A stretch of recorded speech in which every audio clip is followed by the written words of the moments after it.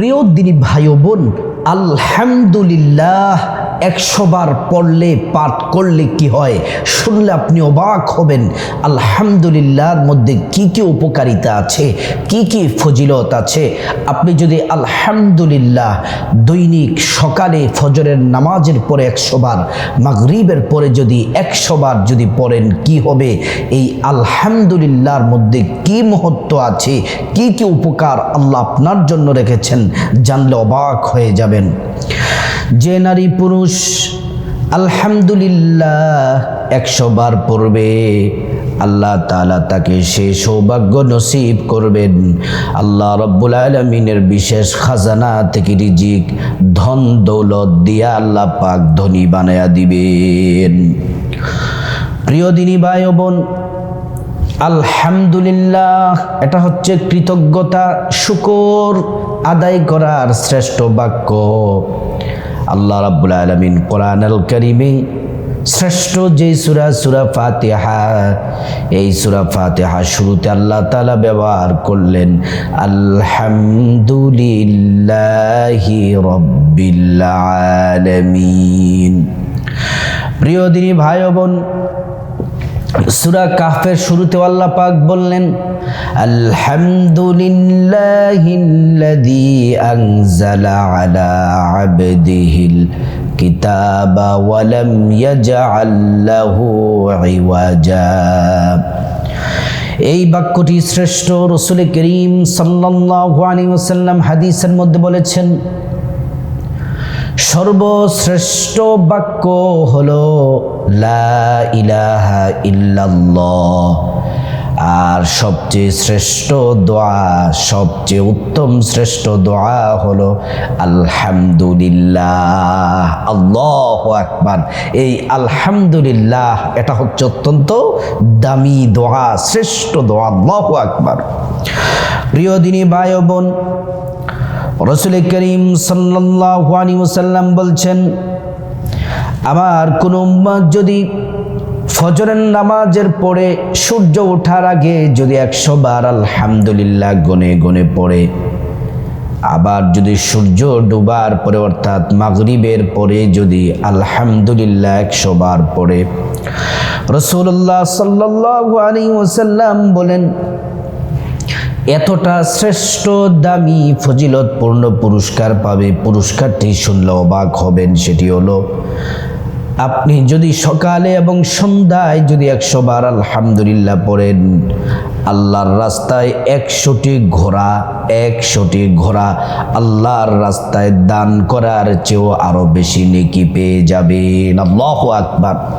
আল্লাহর রাস্তায় তেজস্বী শক্তিশালী যুদ্ধে যে ঘোড়াগুলা বীরত্বের সাথে যুদ্ধ করে শক্তিশালী এবং খুব দ্রুত গতিতে দৌড়াতে পারে, ওই ঘোড়া 100 আল্লাহর রাস্তায় দান করলে যত নেকি, তার থেকে বেশি নেকি আল্লাহ রাব্বুল আলামিন আমল নামার মধ্যে দিয়ে দিবেন। সুবহানাল্লাহ।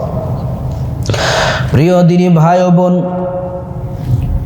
এই আলহামদুলিল্লাহ হচ্ছে কৃতজ্ঞতা প্রকাশের বাক্য। আপনি কোনো কিছু খেয়েছেন, আলহামদুলিল্লাহ পড়বেন। ঘুম থেকে উঠেছেন, আলহামদুলিল্লাহ পড়বেন। বাথরুম করা শেষ হয়ে যখন বাথরুম থেকে বের হবেন, আলহামদুলিল্লাহ পড়বেন। খাওয়া দাওয়া শেষ করে আলহামদুলিল্লাহ পড়বেন। প্রত্যেকটা ভালো কাজ শেষ করার সাথে সাথে আলহামদুলিল্লাহ পড়বেন। প্রিয় দিনী ভাই ও বোন,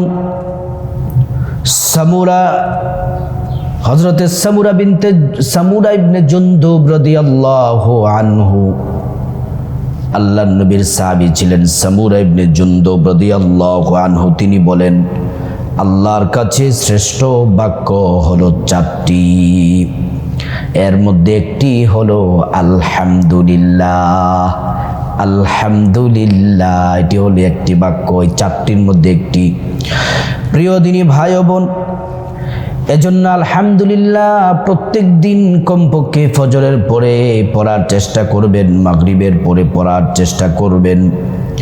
আপনি যদি আল্লাহর প্রতি পূর্ণ তাওয়াক্কুল রেখে যদি পড়তে পারেন, আপনার কপাল খুলে যাবে।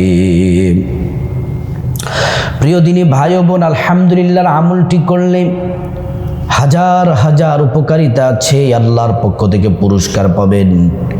এর মধ্য থেকে শুধুমাত্র সংক্ষেপে 10টি পুরস্কারের কথা আপনাদেরকে বলে দিব, তারপর আপনারা আমলটি কিভাবে করবেন সেটা জানিয়ে দিব।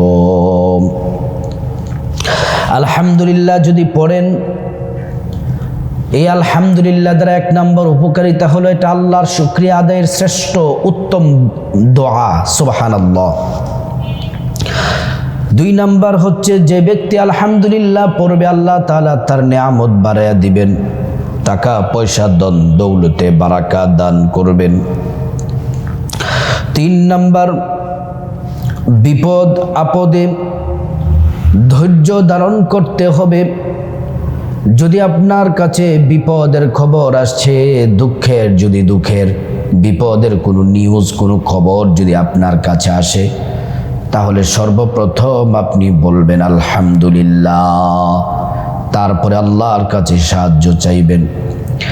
আমাদের দেশের একটা নিয়ম হলো, আমরা যদি কোনো মানুষের মারা যাওয়ার, মৃত্যুবরণ করার সংবাদ যদি শুনি, কথা যদি শুনি, তাহলে আমরা প্রথমে পড়ে নেই ইন্না লিল্লাহি ওয়া ইন্না ইলাইহি রাজিউন। এটা আমরা সবাই পড়ে থাকি, কিন্তু সাহাবায়ে কেরাম রিদওয়ানুল্লাহি আলাইহিম আজমাইনগণ যখন কোনো মৃত্যুর সংবাদ শুনতেন, প্রথমে আলহামদুলিল্লাহ পড়তেন, আল্লাহর শুকরিয়া আদায় করতেন, তারপর পড়তেন ইন্না লিল্লাহি ওয়া ইন্না ইলাইহি রাজিউন। এজন্য বিপদ আপদে ধৈর্য ধারণ করবেন। আলহামদুলিল্লাহ পড়লে আল্লাহ বিপদ দূর করে দিবেন, আপনার বিপদ আপনার কাছে আর থাকবে না, আল্লাহ দূর করে দিবেন। 4 নম্বরে আলহামদুলিল্লাহ যদি আপনি পড়েন, আলহামদুলিল্লাহর আমল যদি করেন, আল্লাহ রাব্বুল আলামিন আপনার অন্তরে প্রশান্তি দান করবেন। আপনার অন্তরের যত ডিপ্রেশন, দুঃখ, কষ্ট, জ্বালা, যন্ত্রণা, অশান্তি আছে, পেরেশানি আছে, সব আল্লাহ তাআলা দূর করে আপনার উপর আল্লাহ তাআলা শান্তি এবং রহমত নাজিল করবেন, সুবহানাল্লাহ। 5 নম্বর, আপনি যদি আলহামদুলিল্লাহ পড়েন, প্রতিদিন যদি আলহামদুলিল্লাহ পড়েন, আল্লাহ তাআলা আখিরাতে আপনাকে উত্তম প্রতিদান দিবেন। নবীজি সাল্লাল্লাহু আলাইহি ওয়াসাল্লাম বলছেন, যারা আলহামদুলিল্লাহর আমল বেশি বেশি করে, আল্লাহ রাব্বুল ইজ্জাতুল জালালের আলহামদুলিল্লাহ বলার কারণে ওই বান্দার, ইমানদার নারী পুরুষের নেকির পাল্লাটা ভারী করে দেন। আল্লাহু আকবার। প্রিয় দিনী ভাই ও বোন, 6 নম্বরে আলহামদুলিল্লাহ পড়লে যে উপকারিতা পাবেন সেটি হলো আল্লাহর সন্তুষ্টি অর্জন হয়ে যাবে। আল্লাহর সন্তুষ্টি যদি অর্জন হয়ে যায়, আপনার টাকা পয়সার অভাব হবে না। আল্লাহর সন্তুষ্টি অর্জন যদি করতে পারেন, আল্লাহ তাআলা আপনার টাকা পয়সা, ধন দৌলত, রিজিক, খাবার দাবার, আল্লাহ তাআলা প্রত্যেকটা জায়গায় রহমত নাজিল করবেন, সুবহানাল্লাহ। আলহামদুলিল্লাহ যদি পড়েন, 7 নম্বর উপকারিতা হলো সামাজিক শান্তি আসবে, সমাজে শান্তি বিরাজমান করবে। আলহামদুলিল্লাহ বলার মাধ্যমে সমাজে শান্তি ও ঐক্য বৃদ্ধি পাবে। এজন্য আলহামদুলিল্লাহ বেশি বেশি পড়বেন। 8 নম্বর, আলহামদুলিল্লাহ পড়লে পরস্পর ভালোবাসা বেড়ে যায়। আলহামদুলিল্লাহ পড়লে যখন আপনি কৃতজ্ঞতা প্রকাশ করবেন, একজন আপনার উপকারিতা করলো, আপনি আল্লাহর শুকরিয়া আদায় করলেন, সে খুশি হয়ে সামনে আপনাকে উপকার করার চেষ্টা করবে। 9 নম্বর, আলহামদুলিল্লাহ পড়লে দোয়া কবুল হয়। 10 নম্বরে সম্মান মর্যাদা বেড়ে যায়, আপনার সম্মান মর্যাদা বেড়ে যাবে। এই 10টি ফজিলত ছাড়া আরো হাজার হাজার ফজিলত আছে। প্রিয় দিনদার ইমানদার মুসলিম ভাই ও বোন, আপনাদেরকে অনুরোধ করে বলতে চাই, কথাগুলা অত্যন্ত মনোযোগের সাথে কথাগুলা শুনুন। আমলটি করবেন ফজরের পরে এবং মাগরিবের পরে। আমলটি যখন করবেন, তখন আপনি আমলটি করবেন আল্লাহর সন্তুষ্টির জন্যে, প্রিয় দিনী ভাই ও বোন। অথবা আপনি যদি ফজরের পরে, মাগরিবের পরে যদি না পারেন, আপনি যখনই সুযোগ পাবেন আমলটি করবেন। আমলটি করার জন্য সর্বপ্রথম আপনাকে সুন্দর করে ওযু করা লাগবে। আমলটি কিন্তু শুরু, মা বোনেরা মনোযোগ দিয়ে শুনুন। ওযু করতে হবে নবীর তরিকায়। ওযু করার শুরুতে পড়ে নেবেন বিসমিল্লাহির রহমানির রহিম। সুন্দর করে ওযু করে নেবেন। ওযুটা যখন শেষ হয়ে যাবে, কালিমে শাহাদাত পড়বেন পশ্চিম আকাশের দিকে তাকিয়ে আঙ্গুলটা উঁচু করে। আশহাদু আল্লা ইলাহা ইল্লাল্লাহু ওয়াহদাহু লা শারীকা লাহু ওয়া আশহাদু আন্না মুহাম্মাদান আবদুহু ওয়া রাসূলুহু। কালিমে শাহাদাত পড়লে কি হবে? আল্লাহ পাক জান্নাতের ফেরেশতাদেরকে বলেন, ও জান্নাতের ফেরেশতারা জান্নাতের গেটগুলা খুলে দাও, দরজাগুলা খুলে দাও। আল্লাহর জান্নাতে যে দরজা দিয়ে মনে চায় আল্লাহর বান্দারা প্রবেশ করবে আর জান্নাতের নাজিনে আমোদ ভোগ করবে। সুবহানাল্লাহ। প্রিয় দিনী ভাই ও বোন, তারপরে জায়নামাজে বসে যাবেন। জায়নামাজে বসে সর্বপ্রথম 11 বার ছোট্ট একটি ইস্তিগফার পড়বেন। আস্তাগফিরুল্লাহ, আস্তাগফিরুল্লাহ, আস্তাগফিরুল্লাহ। এই ইস্তিগফার পড়লে কি হবে? এই ইস্তিগফার যদি আপনি পড়েন, আল্লাহ রাব্বুল ইজ্জাতুল জালাল আপনাকে 5টি পুরস্কার দিবেন। 1 নাম্বার পুরস্কার, জীবনের সব গুনাহগুলা মাফ করে দিবেন। 2 নাম্বার, নেক সন্তান দান করবেন। 3 নাম্বার, টাকা পয়সা ধন দৌলত রিজিক খাবার দাবার দিয়ে ধনী বানিয়ে দিবেন। 4 নাম্বার, জান্নাতে প্রবেশ করাবেন। 5 নাম্বার, জান্নাতের নহর থেকে শরবত পান করাবেন।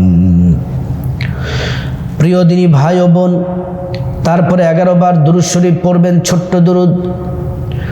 সাল্লাল্লাহু আলাইহি ওয়াসাল্লাম, সাল্লাল্লাহু আলাইহি ওয়াসাল্লাম, সাল্লাল্লাহু আলাইহি ওয়াসাল্লাম। 11 বার দুরূদ শরীফ পড়লে কি হবে? 1 বার দুরূদ পড়লে 10টি গুনাহ মাফ হয়ে যায়, 10টি নেকি পাওয়া যায়, 10টি মর্যাদা আল্লাহ পাক বাড়িয়ে দেন।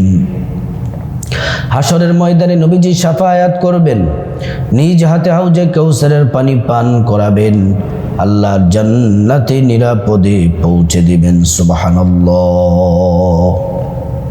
প্রিয় দিনী ভাই ও বোন, তারপরে আলহামদুলিল্লাহ 100 বার পড়বেন। আলহামদুলিল্লাহ সুন্দর করে শুদ্ধ করে পড়বেন। আলহামদুলিল্লাহ, আলহামদুলিল্লাহ, আলহামদুলিল্লাহ 100 বার পড়বেন। তারপরে মুনাজাত দিবেন আল্লাহর কাছে। মুনাজাতে চোখের পানি ছেড়ে দিবেন। আপনার জীবনের গুনাহগুলা মাফ চাইবেন, আম্মা আব্বা আত্মীয় স্বজন সবার গুনাহগুলা মাফ চাইবেন।